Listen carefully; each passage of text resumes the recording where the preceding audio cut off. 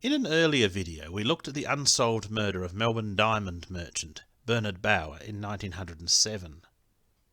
His brother's mother-in-law, Julia Gerschel, also suffered a violent fate at the hands of a criminal almost a quarter of a century later. On the 18th of December 1930, Mrs. Gerschel, now aged 87, was walking from her home at 62 Wrights Road, Drummoyne, Sydney, after having had lunch. She noticed a shabbily dressed youth idling on the footpath as she slowly made her way along. Without a word, he suddenly lunged at the elderly lady and punched her hard in the face more than once. With a cry of pain, the old lady fell to the ground, and the young man grabbed her handbag and ran off. Neighbours who had heard her cry rushed from their homes to assist, carrying her into the nearby residence of Mrs. Emily Baker. Mrs. Gerschel had fractured her shoulder in the fall, and her nose was flattened by the violent assault, and her face badly bruised. Mrs. Baker heard the old lady say, "The brute hit me." A doctor was called who ordered her to be taken to Seacombe Private Hospital. By the evening her condition was regarded as extremely serious. The neighbours saw the youth running off towards Drummoyne Road, but he had made such a distance that pursuit was pointless. Detective Hamilton and Booth arrived on the scene and were filled in on the details. It was then they realised that on their way there they had passed the youth, but had thought he was running to catch a tram. They quickly returned to Drummoyne Road and within minutes had located and arrested the suspect. Constable Booth asked why he was running. The suspect replied, "Nothing, I can run if I want to." He was searched and some money and a hat ornament were found on him. He claimed the money was from wages he had been paid and the ornament belonged to a girl he knew. Mrs. Gerschel's handbag was located discarded in some long grass beside the footpath later.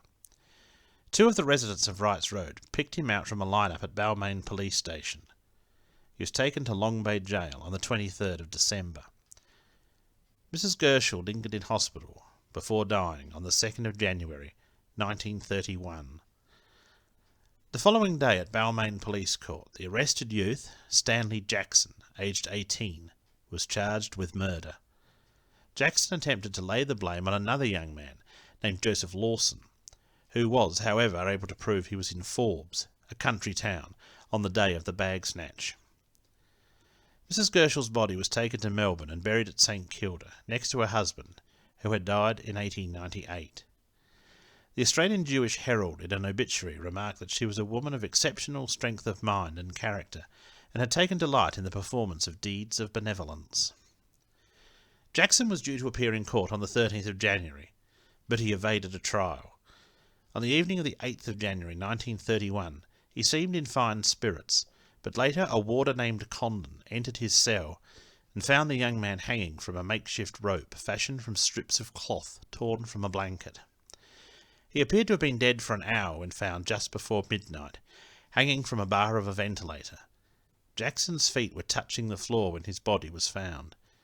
It appears he had stood in his bed and jumped off, strangling himself. A double inquest was held in January on both the victim and her killer. Mrs. Minnie Jackson said her son Stanley was born in London 18 years ago. She attended with Stanley's little brother.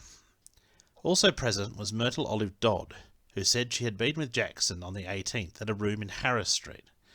Jackson said he had very little money and was going to collect some that was owed to him in Ryde.